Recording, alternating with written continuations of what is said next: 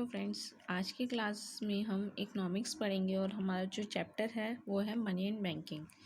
तो फर्स्टली जो इसमें आज हम क्वेश्चन पढ़ते हैं वो है व्हाट इज़ बार्टर सिस्टम। आज हम बार्टर सिस्टम के बारे में पढ़ेंगे, उसके कुछ ड्रॉबैक्स के बारे में जानेंगे।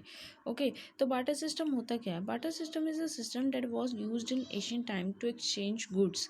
इन other words we can say that this system was used to exchange one commodity for another before the monetary system came into existence. तो बार्टर सिस्टम पुराने टाइम में यूज़ किया जाता था और उसमें हम क्या करते थे, हम किसी एक कमोडिटी को एक्सचेंज करने के लिए दूसरी कमोडिटी का यूज़ करते थे, मतलब एक गुड्स को एक्सचेंज करते थे। जैसे मुझे अगर वीट की नीड है, तो सामने से कोई राइस दे रहा है, वीट मतलब गुड्स और सर्विसेज का हम एक्सचेंज करते थे। ठीक है, वन कमोडिटी से अनदर कमोडिटी का। हमारे उस टाइम पे हमारे पास कोई मॉनेटरी सिस्टम नहीं था, हमें ये नहीं पता था कि हम जैसे आज हम पैसों से हम एक्सचेंज कर लेते हैं, जैसे पैसे दिए और हमने गुड्स और सर्विसेज को परचेज कर लिया, पर पहले के टाइम में ऐसा नहीं होता था। तो हम उस टाइम पे बार्टर सिस्टम यूज़ करते थे। For example, if a person having rice wants tea, then he can exchange rice with a person who has tea and need rice. तो इधर हमने देखा कि एक पर्सन है जिसको राइस चाहिए टी के बदले, तो वो क्या करते हैं, एक्सचेंज कर रहे हैं राइस को और ऐसे पर्सन से जिसको टी की नीड है। तो हम ये जो सिस्टम है बार्टर सिस्टम, इसमें ना बहुत प्रॉब्लम हो जाती थी कि क्योंकि अगर मुझे राइस चाहिए तो ये ज़रूरी नहीं कि सामने वाले को टी ही चाहिए होगा, क्योंकि मेरे पास तो टी है राइस के एक्सचेंज के उसमें। तो the economy having the barter system was called C इकोनॉमी, commodities exchange for commodity. Okay, so next हम the various drawbacks of the barter system are as follow. तो इसमें क्या क्या ड्रॉबैक्स होते थे?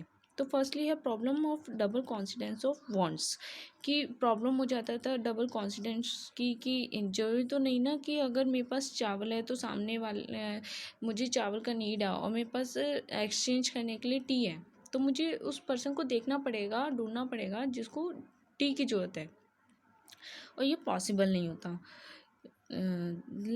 सेकंड है lack of common unit of value. Under barter system there was no common unit of for measuring the value of one good in term of the other good for the purpose of exchange. For example, a horse cannot be measured in terms of rice in the case of exchange between rice and horse. तो अब ये common unit का value होना चाहिए, क्योंकि rice की value और horse की वैल्यू, कि सामने वाले के पास हॉर्स है और मेरे पास राइस है, अब उसे राइस की नीड है, मुझे हॉर्स की नीड है, तो ये तो हमारे पास उसका वैल्यू तो नहीं हो पाएगी ना, कि राइस की वैल्यू ज़्यादा है या हॉर्स की वैल्यू ज़्यादा है। तो हम उसको वैल्यू पावर नहीं हम उसको कर पाते थे कि वो दोनों की जो कीमत होता था, जो दोनों का प्राइस होता था, वो इक्वल नहीं हो पाता था। नेक्स्ट है difficulty in wealth storage. It was very difficult to store commodity for future exchange purpose. The perishable goods like grains, milk, meat could not be stored in exchange goods in future.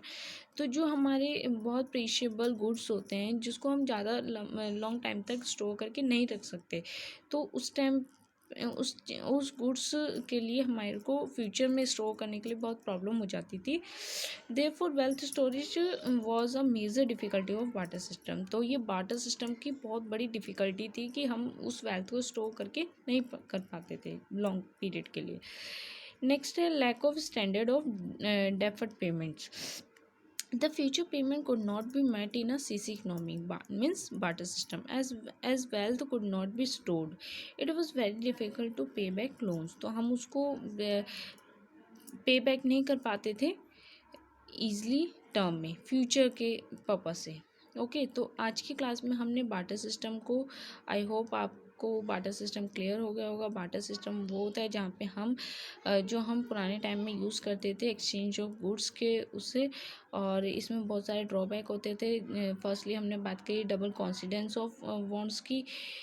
Next था हमारा lack of common unit of value. Third था हमारा difficulty in wealth storage, and last हमारा lack of standard of deferred payments. तो I hope आपको ये class अच्छी लगी होगी और समझ आया होगा। तो please like, share and subscribe this channel.